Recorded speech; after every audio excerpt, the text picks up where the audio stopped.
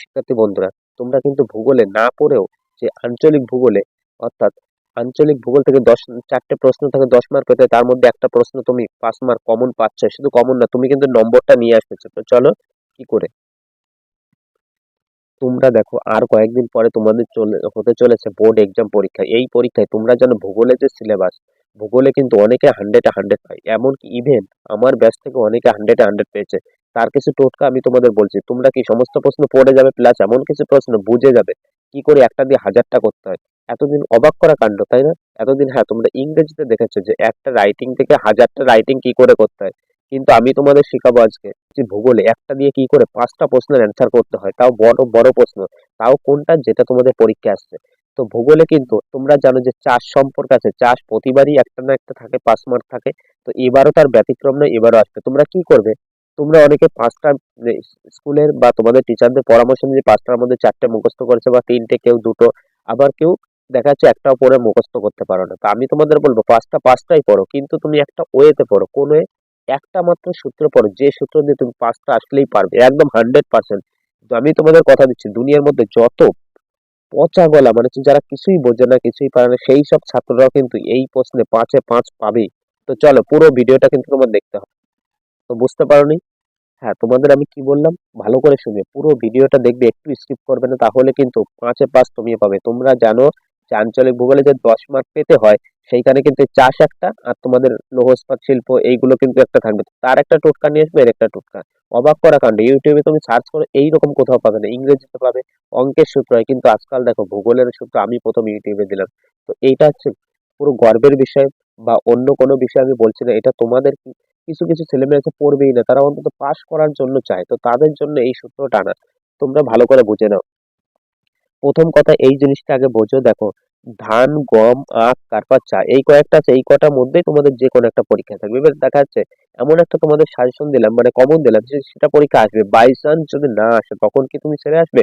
না, তার জন্য তুমি শুধু জাস্ট এই কয়েকটা জিনিস, উষ্ণতা মানে ধান চাষের ক্ষেত্রে কত উষ্ণতার প্রয়োজন, গম চাষের ক্ষেত্রে কত, আখ চাষের ক্ষেত্রে কত, কার্পাস কত, চায়ের ক্ষেত্রে কত, এটা মুখস্থ করবে। আর বৃষ্টিপাতটা মুখস্থ করো, আর একটাও কিছু মুখস্থ করার দরকার নেই। এবার চলে আসো আমার পুরো রুলের মধ্যে।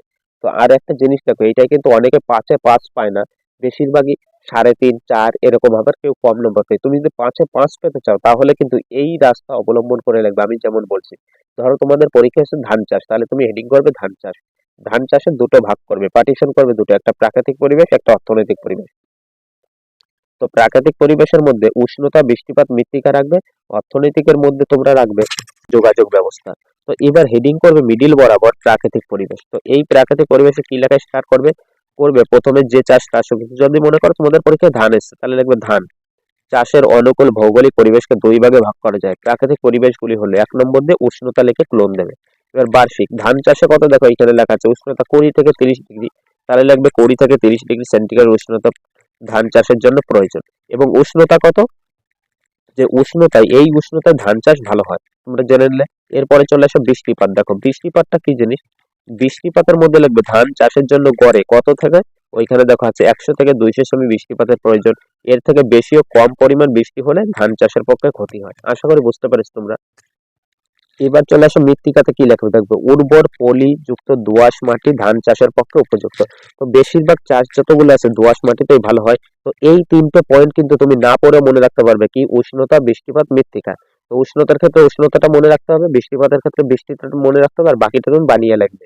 মৃত্তিকার ক্ষেত্রে তুমি একটাই জিনিস জানো, যে উর্বর পলিযুক্ত দোআঁশ মাটিতে যে নামটা হবে সেই মাটিতে ভালো হয়, শুধু চায়ের ক্ষেত্রে বাদ।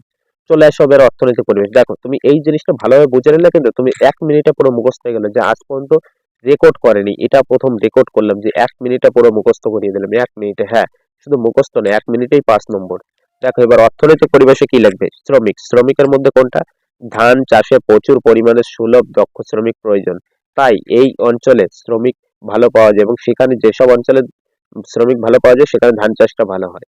তো এবার যদি চা চাষ আসে তখন একটা ব্যতিক্রম লাইন, মানে এই লাইনের সঙ্গে একটা যোগ করবে, এই চাষে মহিলা শ্রমিক নিযুক্ত করা হয়। এবার কেন মহিলা শ্রমিক নিযুক্ত করা হয়, মহিলা শ্রমিক নিযুক্ত করা এই কারণে, মহিলাদের আঙুলগুলো খুব সরু হয় এবং নরম হয়।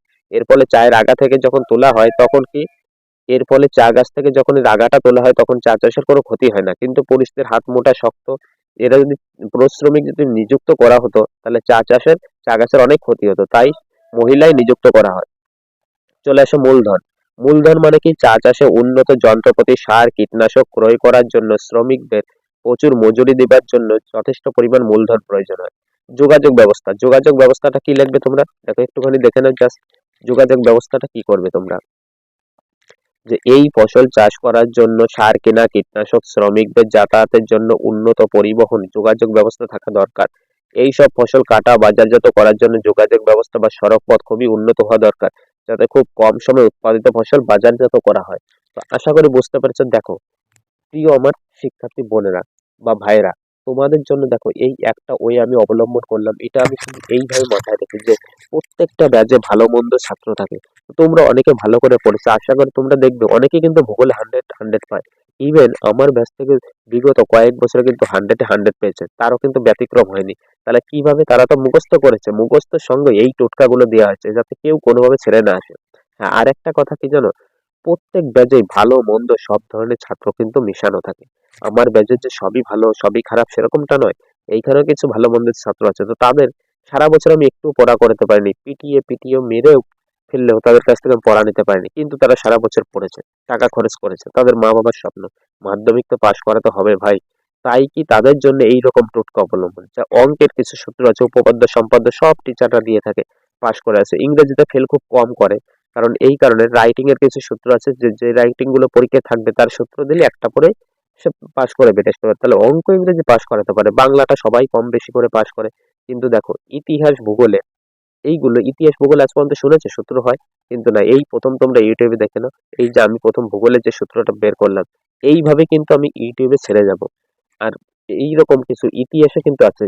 তার জন্য কি ছেলেমেয়েরা, পচা গলা ছেলেমেয়েরা যাদের বলতে পারো, তারাও কিন্তু খুব ভালো মার্ক পেয়ে পাশ করে যায়। তো তোমরা কি করবে, প্রচুর পরিমাণে ভিডিওটা শেয়ার করো। এই কারণে তোমাদের কিছু কিছু বন্ধু বান্ধবরা যারা দেখে এটা উপকৃত হয়, তাছাড়াও তোমাদের ভাই বোনের মধ্যে শেয়ার করে দাও, যারা পরবর্তীতে আছে তারাও কিন্তু ক্লাসটা উঠলে, অর্থাৎ উঁচু ক্লাসে যখন উঠবে তখন কিন্তু এই চ্যানেলের প্রতি একটা সজাগ হয়ে যাবে। তখন তারা বুঝতে পারবে এখানে কি দেয়। আর শুধু এই ক্লাসটা বলে না, সমস্ত ক্লাসে মানে কি করে কম পড়ে বেশি নম্বর করা যায়, একেবারে টোটকা মানে যা আমি প্রথমেই বলছিলাম ইউটিউবে একটা অভিনব পন্থা বের করতে চলেছে। তো সেই ধরনের কিন্তু তোমাদের দেখাবো। দেখো এটা কিন্তু অবাক করা কাণ্ড, সত্যি অবাক করা কাণ্ড, কারণ ভূগোলের সূত্র এটা তাও ইউটিউবে তুমি সার্চ করে এরকমটা পাবে না, এটাই প্রথম পাবে।